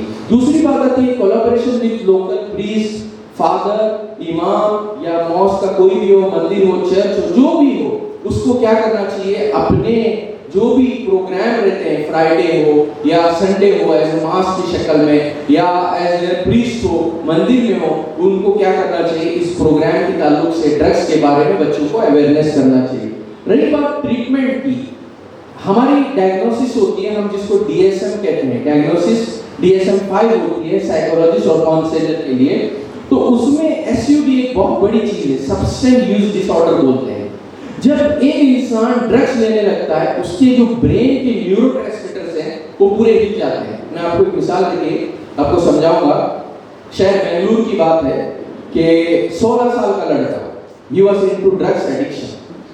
उसको उम्रा के लिए ले जाया गया और शेख अब्दुल अजीम उमरी हफिजुल्लाह बता रहे थे कि मैं काबे के सामने बैठा हूँ और मैंने उस बच्चे को कहा कि यू शुड मेक ओथ और विल कि मैं नेक्स्ट टाइम नहीं करूँगा। वो बच्चा कहने लगा कि मुझे इसकी इतनी लत लगी है कि मैं चाह कर भी उसको नहीं बंद कर सकता। व्हाई? बिकॉज जो ब्रेन के न्यूरोट्रांसमीटर्स है, सेरोटोनिन, डोपामिन, गाबा और भी बहुत सारे जो मैं आपको एक्सप्लेन नहीं कर सकता, उसका डिसबैलेंस होने लग जाता है, न्यूरो एडाप्टेशन आने लगता है। अगर वो प्रॉपर दवा न ले, एंटीसाइकोटिक मेडिसिन न ले, जैसे कि ओपिएट्स और एस्टेसी के लिए लगता है, तो फिर वो बहुत बड़ा परेशान हाल का मसला बनता है। सो नेक्स्ट, तो हमारे लिए ट्रीटमेंट के लिए जरूरी है कि हम उसको 3 हिस्सों में पार्ट करें। सबसे पहला हिस्सा डिटॉक्सिफिकेशन, वो डॉक्टर करेगा, उसका काम है, वो प्रॉपर गाइडलाइंस देगा या डाइटिशियन देगा। दूसरी चीज साइकोलॉजिकल एंड बिहेवियर थेरेपीज, जो काउंसलर करेगा, प्रोफेशनल डिफरेंट थेरेपीज होती है, मैं आपको बताऊंगा। थर्ड, मेडिकेशन असिस्टेंट ट्रीटमेंट, यानी गोलियों के जरिए, जैसे कि अल्कोहल में और दूसरे दीगर ओपिएट्स में कुछ मेडिसिन लगती है, वो प्रोफेशनल करेगा। नेक्स्ट, डिटॉक्सिफिकेशन सिर्फ एक ट्रीटमेंट नहीं है, डॉक्टर डिटॉक्सिफिकेशन करने के बाद उसको जरूरत होती है काउंसलर की। नेक्स्ट, तो काउंसलर थेरेपीज लेगा। थेरेपीज डिफरेंट टाइप की होती है, जैसे कि CBT, one of the most important therapy जो एक बच्चे के ख्यालात को बदलने के लिए हम कहते हैं सीबीटी, कॉग्निटिव बिहेवियर थेरेपी। दूसरा है मोटिवेशनल इंटरव्यूइंग। एक बच्चे में एक मोटिवेशन नहीं है कि मैं ये छोड़ूं या नहीं, उसके अंदर वो जज्बा नहीं है, तो उसके लिए काउंसलर क्या यूज करता है? मोटिवेशनल इंटरव्यूइंग क्रिएट करता है। Third, relapse prevention therapy. एक बच्चा कोशिश कर रहा, एक इंसान कोशिश कर रहा, लेकिन 10 दिन उसने ट्राई की, फिर उसको क्या हुआ? उसको अर्ज हुई, उसको क्रेव हुई, फिर उसने ड्रग्स मात्रा में ले ली, तो ऐसी सूरत में काउंसलर आरबीटी यूज करता है, that is relapse prevention therapy. And the fourth important is family therapy. So ये 4 थेरेपी यूज करके काउंसलर बच्चे के जहन को, ख्यालात को तब्दील करता है। नेक्स्ट, अब हम आते हैं मेडिकेशन असिस्टेंट ट्रीटमेंट। ये काउंसलर का काम नहीं है, ये डॉक्टर का भी काम नहीं है। This is done by a professional psychiatrist. उसकी एक अपनी फील्ड होती है, वो एंटीसाइकोटिक मेडिसिन, बेंजोडाइजेपिन्स या दूसरे दिगर जो भी दवाइयां लगती है वो उसको देता है। तो ये 3 हिस्से ड्रग्स के ट्रीटमेंट में इस्तेमाल होते हैं। अगर कोई बच्चा इन एंड अराउंड लोकेलिटी ऐसा है, या हम आज का मकसद हमारा ये है कि हम सोसाइटी में देखें, इंडिविजुअल बेस पे हम काम करें, और अगर कोई इन्वॉल्व है, we as a youth care जो हमने बनाया है, we are going to support them. हम जो है इंशाल्लाह फी सबीलिल्लाह फ्री ऑफ कॉस्ट उसकी काउंसलिंग और थेरेपी करेंगे। सो मैं इख्तिताम को पहुंचता हूं। नेक्स्ट के आखिरी बात यह है कि हमारी काउंसलिंग के लिए हमने नंबर शेयर किया हुआ है, आप जो है इस नंबर पर राब्ता कर सकते हैं। अगर कोई बच्चा, सिर्फ बच्चे की बात नहीं, हमने ऐसे कई देखे हैं जैसे कि मैरिड कपल्स, मेरे पास एक one of the top doctor of Bangalore, उसके हस्बैंड का केस आया था, वो इतना एडिक्ट था कि उसके मामला सारे बिगड़ गए। So it's not about just youth, even an aged person, even a middle age also. For counselling you can contact us. So ये मेरा एक शॉर्ट सा मैंने आपको समझाने की कोशिश की है। अल्हम्दुलिल्लाह जैसे कि पीएसआई दीनदयाल रेड्डी साहब ने अपना इनपुट बहुत बेहतर अंदाज में दिया। उम्मीद करता हूं कि मैंने बेहतरीन अंदाज में अपनी जो भी प्रेजेंटेशन है वो कन्वे की है। मैं फिर से आपका तहे दिल से शुक्रगुजार हूं कि आप सब लोगों ने यहाँ अपना कीमती वक्त दिया, प्रीशियस टाइम दिया। थैंक यू, जज़ाकल्लाहु खैरन। अस्सलामु अलैकुम। आपके लफ्ज़ बिल्कुल इंफॉर्मेटिव थे, मोटिवेशनल थे। उम्मीद है कि आप जैसे लोग इस मुआशरे को सुधारेंगे और क़यामत तक काम करते रहेंगे। मैं शुक्रगुजार हूँ श्रीमती दिलाया लोगो MLA शियोली। हम शुक्रगुजार हैं Shri Deendayal Redkar PSI Aminabad cell officer के। शुक्रगुजार है शेख जुबैर मदनी जो इस्लामिक स्कॉलर है साउथ गोवा के।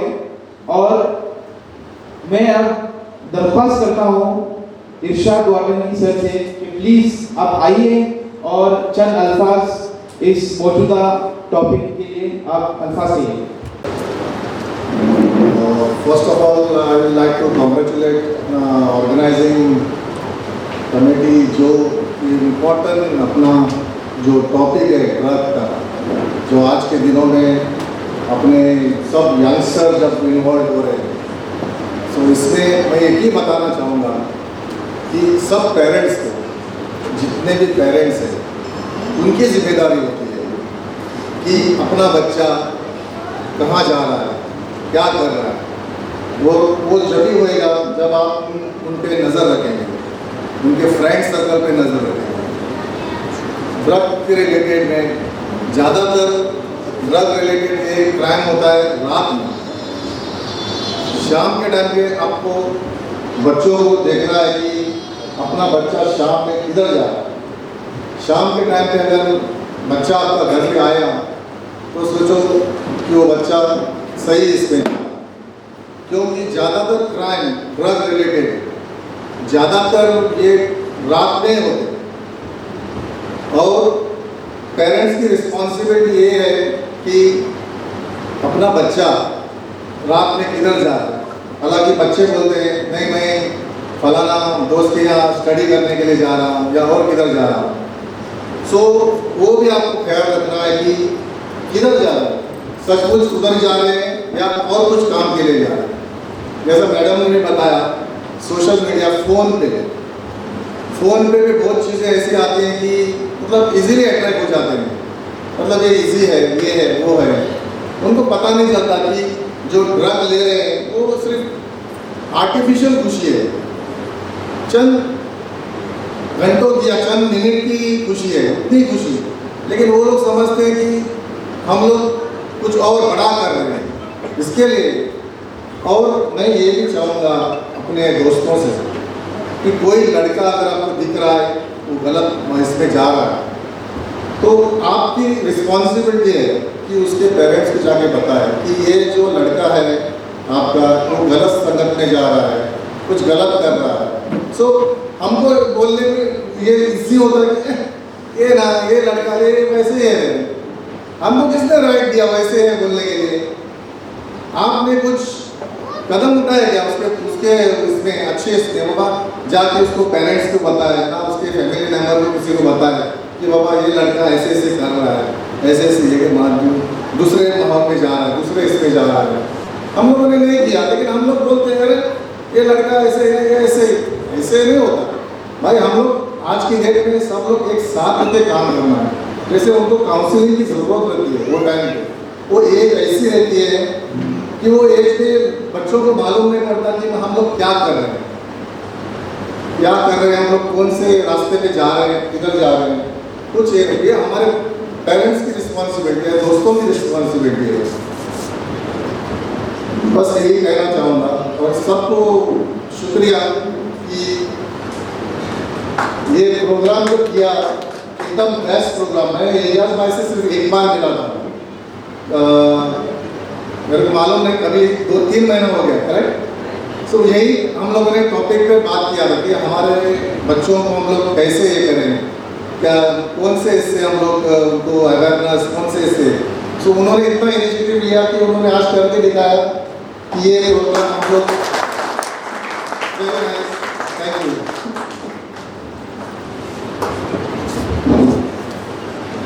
For your valuable and inspiring speech. हम आप सबके